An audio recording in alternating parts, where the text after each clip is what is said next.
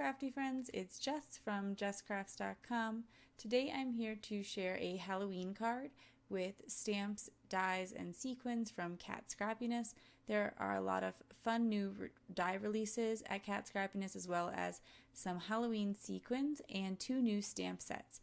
Today I'm going to be featuring a bunch of the different products because they were really kind of the jumping off point and inspiration for me. I really wanted to use that cat.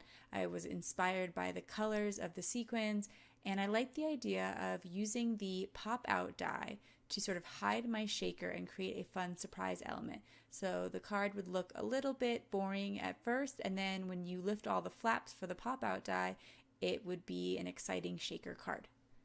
To get started, I am laying some distress ink in some traditional Halloween colors across my white cardstock panel. I am using distress oxide inks in Wilted Violet, Twisted Citron, and Spice Marmalade. I really prefer the brighter Halloween colors, and also, like I mentioned, I wanted to be inspired by some of the sequin mixes from Kat Scrappiness, so that's kind of where my color palette came from. If you want something a little bit more toned down and simple, I would suggest just using one color of distress oxide ink. I also decided to add a bit of detail by cutting the panel out with the Kat Scrappiness cross-stitched die in the rectangle, and because it was a really tight fit, it was only just a bit smaller than the die. The cardstock panel was only a bit larger than the die. I really had to tape it in place because if it shifted around, it wouldn't have cut perfectly. You could have avoided this by cutting it with the die cut shape in the first place. Then I decided to spritz on some shimmer spray just to oxidize the inks a little bit, add some interest, because like I said, it's going to look pretty plain at first on the outside until you do the pop-up. So here, there's just going to be kind of this color and pattern. And then I'm going to take the pop-out die and I will cut it from the top center of the card, and I'll be ready to start assembling my shaker. This pop-up scores the sides but cuts the center, and so it creates little triangle flaps.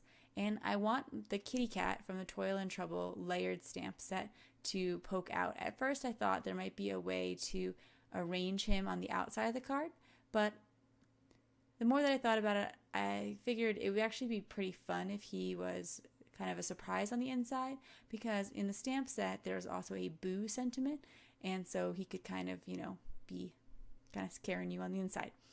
Anyway, I stamped a different sentiment from the stamp set onto the card base, and then I also am going to clear emboss over that black ink. I stamped it with the VersaFine ink, and I think that adding that clear embossing just gives it a little bit more visual interest and weight, which, since again there's not much going on, kind of adds to the card until you lift the flaps.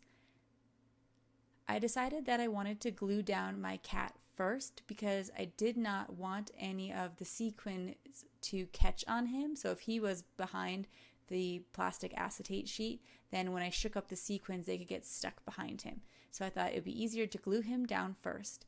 Then I will glue my acetate sheet, and I'll be ready to start assembling my shaker.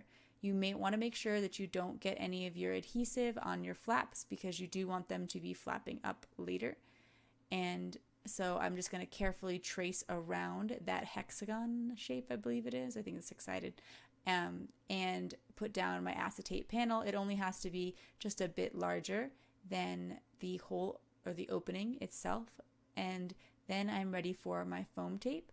I'm using the Scotch foam tape because it is relatively thin, and when I layer it up, when I put like 2 layers of the foam tape, it's enough to get a good shake, but not as thick as some other foams that I've tried. I like enough thickness that the sequins don't get caught, but not so much that you could never mail it. And I find that if you put 2 regular stamps on these shaker cards, they do get through the mail generally, but of course your mileage may vary. And I'm going to show you here how you can lift the flaps, and that will essentially create that window that you can now see through.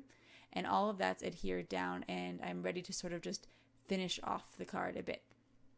These flaps are never going to stay perfectly down again without, some adhesive or something, but I'm not really looking for them to stay down necessarily. And also it might be fun to just tape them open intentionally, but because I'm going for a surprise look, I do want to have them closed until the recipient chooses to open them and see that little surprise. But I think that I would use it again in the future and maybe choose to tape down those flaps instead and create a different sort of shaker look.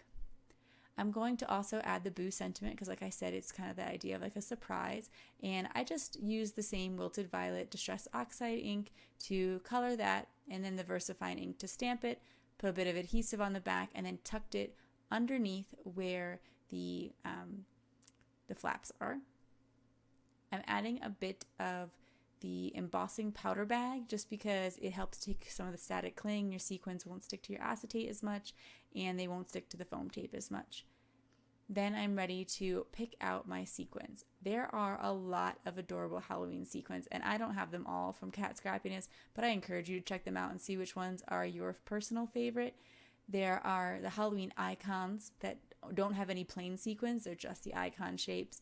This is the ghostly greetings that I'm putting inside. It's one of my favorites because it has the purple, black, and orange, but they're not all standard sequins. They have this sort of like seed-shaped orange sequin, so it adds a bit of interest.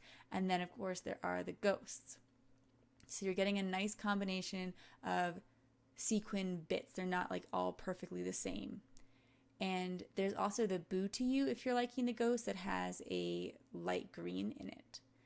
I'm trying to decide what color of paper I want to go behind my sequin mix. At first I thought, well, it'll just be white. But then I didn't really like the way that looked. I didn't think the sequins popped off the white, particularly with the ghosts. And so I'm trying a few different other colors. I'm trying black, but there's black sequins, so it's not really working. There's purple, but there's purple sequins. So, then I was like thinking about it for a second. I'm like, duh, there's no green sequins in that particular mix. So even though everything coordinates, the green is the one color that I haven't pulled back in with the sequins. So I can make that green the background color. So I'm just going to take some Distress Oxide ink in a Twisted Citron, cover most of a similar sized piece of paper, but I don't have to cover it all the way because of course you're only going to see that little bit of window peeking out. I'm going to spritz it again just for a more consistent look so that it doesn't stand out too much. I'll adhere my whole shaker panel onto that other piece of cardstock. And I just wanted to add a touch of detail because, like I said, I really liked those Boo to You ghosts. They're sort of fun and playful, the way they're flying around. You can make them face either direction. So I'm going to take some multimedia matte, glue on 3 in a visual triangle around my sentiment to call some attention to it, and that is going to be it for my surprise Halloween shaker card today. If you like this video, please give it a thumbs up. If you are interested in more crafting tutorials, be sure to subscribe to my channel. You can check the links in the video description below to find the products that I used and the Kat Scrappiness blog post. Thank you so much for watching. Have a